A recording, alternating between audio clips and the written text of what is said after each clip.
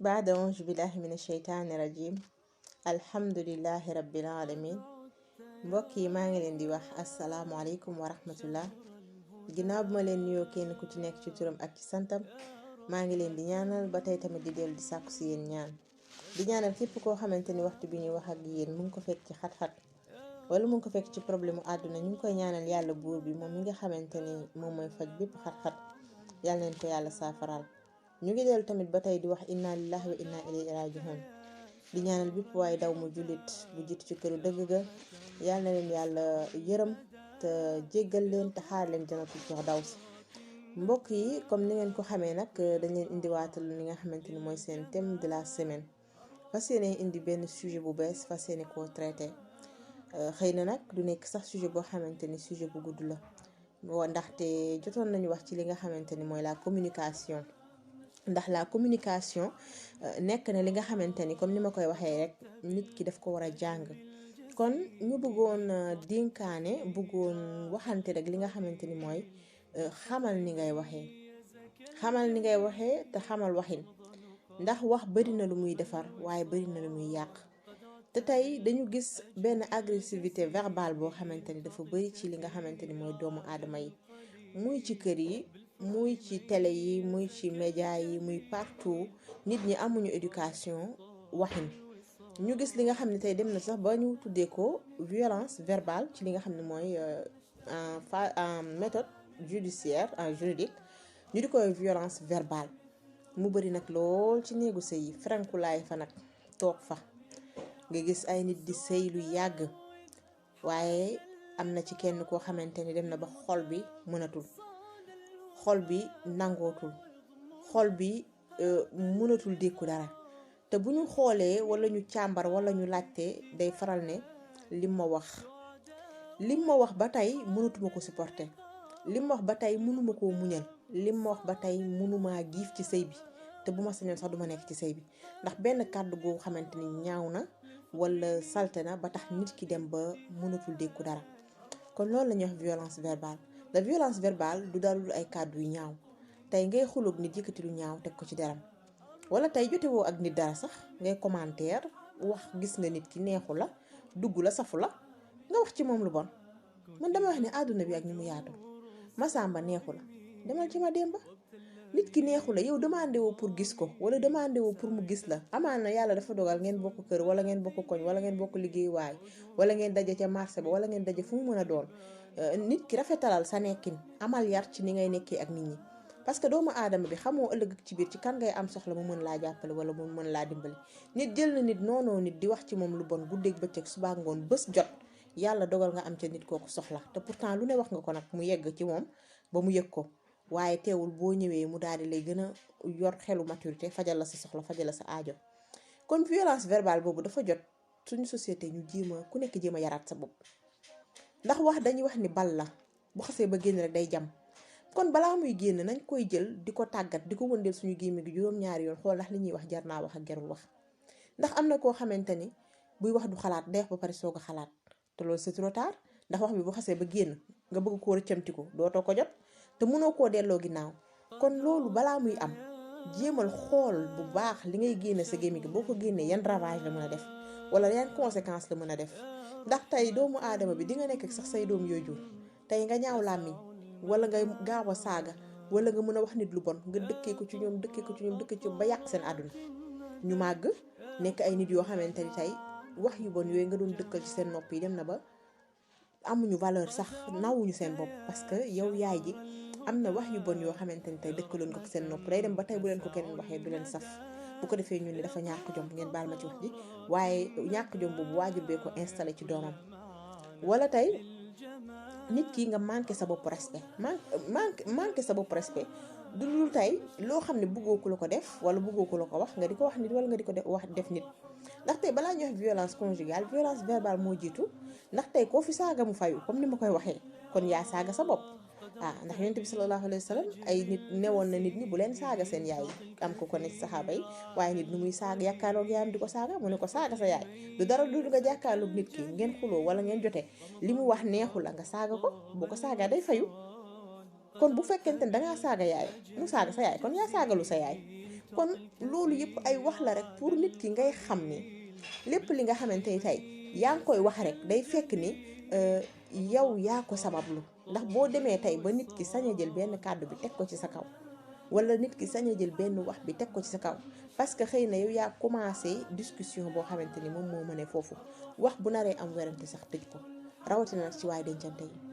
tey bu fekkente ni tey damay wax naa nit ki sa guddi dafa war a ci jàmm tey nit ki bu ngeen di waxtaan ci jàmm nga gis ni waxtaan bi mu ngi déborder mu ngi jur werante tëj ko foofu. ndaxte muy góor muy jigéen ku ne war ngeen a jàng di waxtaan pour bañ a xaw ma naka laa ko waxee làqatu ci ginnaaw wax pour wax sa soxla. te loolu nag daf fi bëri tey ndax dama naa nit ki bu fekkente ne da nga ko bëgg wax li nga koy wax amal fitu jàkkaarloog moom affronté ko waxanteeg moom la nga ko war a wax ak moom nag te bu ca desal dara bu ngeen paree ngeen affronté seen problème loolu la ñu woowee confrontation. waaye tey làqatu ci ginnaaw wax gaaruwaale nit wax ko loo ko warul wax tey mu indi nit ki xam ni attaque direct nga koy def mu tontu la ci mu indi problème. tey couple yu bëri problème boobu la ñu am surtout ñun jigéen ñi lu ci ëpp dañ naan waaw nangam ak sangam man li may wax ragal ma ko pourtant li nga wax da nga ko war a ragal. ndax tey sa borom kër dalay def dara nga mën a ñëw ne ko sëñ bi toogal avec tout le respect que tu lui dois jàkkaarloog moom waxanteeg moom ci yar ak teggin wax ko lu naqari ci yow li la naqari ci moom ngeen dialogué waxtaan nga wax ko say vérité mu wax la ay vérité ngeen pare ku nekk jàmmoo ak sa morom. mais déedéet danga koy gaaral wala nga di ko sànni ay traat wala nga di ko wax yoo xamante ni mu xam ne lii moom moo ko moom mu téye ko fa rek nag daal di la fay bàyyi. waaw beneen tamit mooy ñaaw njort nit wax rek nga ni man la waxal dégg nit di wax soxlaam ci téléphone sax nga ni man lay gaaral ci téléphone ba wala nga gis nit am na ku muy waxal yaa ngi gis mu ngi wax gémmiñ yaa ngi mouvementé nga ni ci man la nekk. kon yooyu yëpp dafa nekk yoo xamante ni tey tas na suñu société. kon doomu aadama yi tamit fokk ñu des fois ñuy savoir am maturité dépasser yenn stade yi nga xam ne stade enfantin la xale yee ko dese. kon fokk tamit ñuy jàng élargi tuuti yaatal tuuti suñu esprit xam ne àdduna bi ñun rek nekkuñu fi nit ñi amuñu jot rek pour di wax ci nit ki chaque jour. te nit ki tamit boo demee bay njort ni sax nit ñi foo toll ñu ngi wax ci yow foo toll ñu ngi wax ci yow loo def ñu ngi wax ci yow ñaar yi moo mun a am soit dangaa bon ba ñuy wax ci yow mbaa dangaa baax a baax ba ñuy wax ci yow. kon nag ñaar yooyu yaa xool bañ nga ci bu dee dangaa jàpp ni sa mboneel moo tax ñuy wax ci yow kon defaru waaw te defaraat sa toogaay. bu dee dangaa jàpp ni dangaa baax ba tax ñuy wax ci yow santal yàlla waaye bu dee dangaa jàpp ni dañ laa bañ ba tax ñuy wax ci yow kon xoolaatal léeg-léeg est-ce que li ñuy wax ni du dëgg. bu dee dëgg la nga changé bu dee du dëgg sànni ko sa ginnaaw te avancé jaar dox bi bàyyi leen ñu wax. kon ci gàttal léeg-léeg doomu aadama bi yàlla suñu borom nattu la yooyu nattu mooy nga nekk ci parcours nekk ak ay nit yoo xamante ni dañuy nekk ci sa der dañuy wax ci yow lu négatif nga di ko yëg des fois mu di la atteindre di la metti parce que nit tamit nit rek la des fois nit wax loo xamante ne danga naan kii di xamuma ndeysaan su ma xamoon xëy na du waxee nii. wala des fois nit def loo xamante ni danga naan kii di xamuma su ma xamoon du ma jugé nii waaye comme xamula bu mu la metti bu mu la naqari kon doomu aadama bi dangay xam raison garder. waaw bu ko defee nag lii rek lañ leen indi doon ci ñu yeddaat suñu bopp ci li nga xamante ne tey moom la ñuy wax balaa ñuy egg ci violence physique dafa am lu ko jiitu mooy violence verbale. ñaar ñoo gis ñu xuloo wala ñu xeex ci saagante la ñu njëkke waaw ci waxante lu bon la ñu njëkke ba pare soog a àgg ci stade bi nga xam ne moom la ñu wax stade bu gën a grave bi muy violence physique. te tey violence bi bëri na ci ñun jigéen ñi boo xoolee média yi même pas 2 jours ñu ngi fi gis ñu ngi doon xëppante soom bi barki dem gis nañ fi jigéen bu xëpp ay doomi xawma du jëm sax ndax ndaw sa daa génn àdduna bàyyi ko njaboot googu mu jël njaboot googu soo de leen ndox mu tàng. yooyu yëpp ñu ngi ko fiy gis jigéen ñi damay wax ni ndax sëy des fois jar na yenn yi question la bu ma leen di delloowaat sa diggante ak sa borom sa diggante ak sa njaboot sa réputation ak tamit ban photo ban identité lan nga bëgg a bàyyil nit ñi ëllëg ci biir boo leen sore wala boo leen dëddoo. kon jot nañu defaraat suñu toogaay xam li ñu yàlla suñu borom indee woon ci kaw suuf du woon pour di xëppante asib ak di jëwante ak di saagante àndandoo jaayante wéet jëwante. war nañoo dépasser esprit boobu. àdduna bii war nañoo jàng bu ànd jotee na ànd ba neex waaye bu tàqalikoo jotee na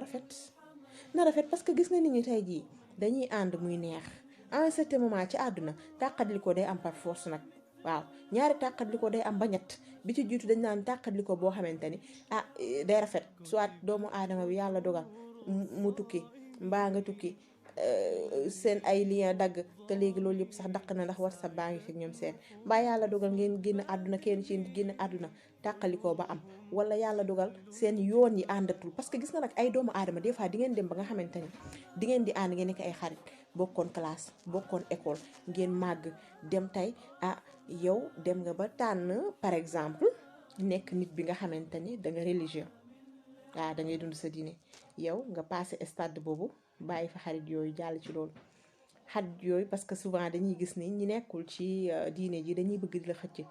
bu ñu tegee greffage bi rafet ñu la greffage bi rafet na doo teg bu ñu jëndee eau bu gàtt eau bi moo xew doo ko sol bu ñu xeesalee diw bi tib bi moo baax day doo ko diwoo léegi yow nekkatoo ci yooyu musique bi génn ak a neex doo ko déglu te yow nekkatoo ci yooyu kon ànd boobu dootul mën a dem ginnaaw mënul dem respect ku ne na nga respecté sa opinion morom jarul waxante lu bon jarul defante lu bon ndax ànd yooyu dafay am tàqatlikoo boobu fokk mu am ay nit ànd nañu tey ba tàqatlikoo jarul ni moo kii de xamoon naa ko kii xamaa xam démbam kii barki démb fii lim fi daj kii lim fi galéré kii fi mu jaar kii fi mu nangam ak sangam ku nekk am nga foo jaar ku ne am nga jaar ku ne am nga galéré te koo xam démbam boo moytul xam na sa démb ndax yéen ñaara doon démbandoo kon bu ko defee nag na rafet daal bu tàqatlikoo amee ñu dem ba mënuñoo jëf ku ne rek na nga dégg sa morom jàmm waaw jarul toog ku nekk di weer sa morom waaw kon nag nit ñi fokk ñu am boobu maturité du dara lu dul maag diw mi dañ doon ànd ba ci sa digganteeg sa borom kër yéen a ngi ànd yéen a ngi sëy ngeen dem ngeen ba àgg fenn fi ànd bi mënatul dem ndax y a beaucoup de raisons yu ñëw taxaw seen kanam moom tànn na aw sud yow tànn nga aw noor mënatu leen jëflante bi neexatul na rafet ku ne jël say kaaka wasalaam ñaanalante jàmm ku ne yàlla suñu borom may la li gën ci yow mais amul lu gën a metti tey bàyyante boo xam ne dinañ sànnante xeer dinañ xëppante acide dinañ defante lu bon waxante lu bon ndax am na kenn koo xam ne moom da cee ne lañ naan sa koto ñàpp rek téye ba mu dëgër ne du ma bax damay màtt rek mu dagg bu daggul du ma bàyyi loolu nag mooy forcé te kenn du forcing ànd kenn du ko forcé day mën neex ñu ànd mënul neex ku ne jël say kaaka te nag kenn jaru fee misère loo kenn kon ba tax na danga wax ni suñu mbokk soxna yeeg suñu mbokk càmmiñ yi ak suñu sœur yeeg ñëpp koo xamante ni ñu ñuy déglu nañuy jàng rafetal suñu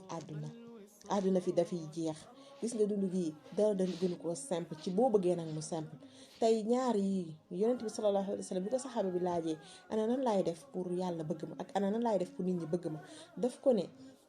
en tout cas boo bëggee yàlla bëgg la na nga respecté li nga xam ne mooy farata yi